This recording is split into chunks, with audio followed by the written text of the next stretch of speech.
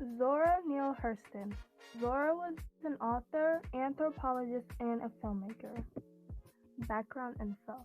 Zora was born January 7, 1891. Zora was born in Nostalgia, Alabama, and later moved to Florida when she was a toddler with her mother and father. Her mother died, causing her father to remarry and Zora to move from place to place. She attended college at Howard University, where she published her first writings in their student newspapers. Zora's life in New York. Zora moved to Harlem, which was a neighborhood in New York City. Zora became friends with Langston Hughes, who was known for his artistic writing abilities. She created a literary magazine with some other authors, but sadly it didn't last long. This opportunity inspired her to do more. Zora's legacy. Zora's most popular writing is Their Eyes Were Watching God. Zora's determination paved the way for other Black writers and raised awareness on the struggles Black people face every day. Because of Zora, I can become a writer and not have to worry about the complications she faced. Even though times aren't so different now, her impact has made it easier for other writers to express themselves. Zora is still relevant because her work has influenced many Black authors, filmmakers, and anthropologists of today.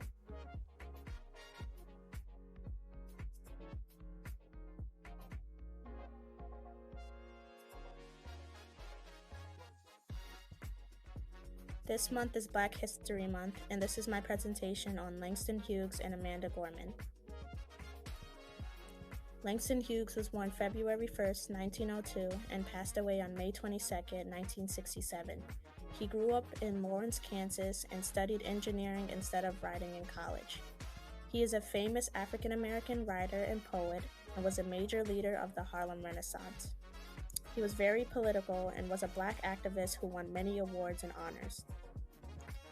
He documented African American literature and culture. He never married or had any children.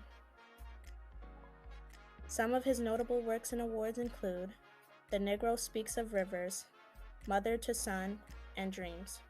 Some of the awards that he received are Palms Magazine's Intercollegiate Poetry Award and Spingarn Medal, which was given to him by the NAACP in 1960.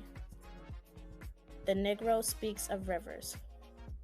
I've known rivers. I've known rivers ancient as the world and older than the flow of human blood in human veins.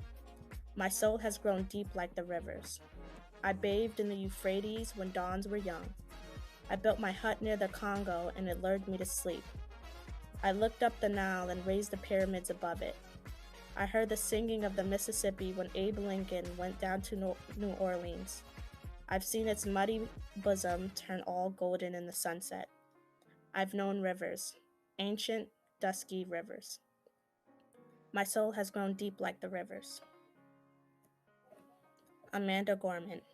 Amanda Gorman was born March 7, 1998 in Los Angeles, California. She has a twin sister and older brother.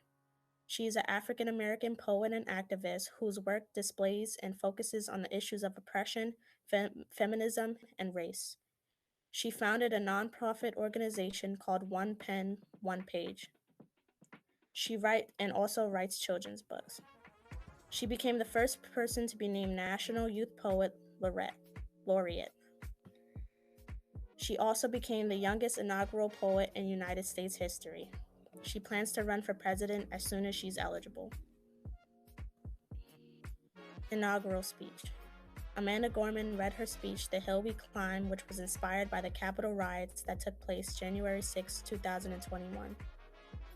And yes, we are far from polished, far from pristine, but that doesn't mean we are striving to form a union that is perfect. In conclusion, Langston Hughes was a very important figure, not only in the Black community, but also across the world. He also inspired and paved the way for inspiring writers and poets just like Amanda Gorman.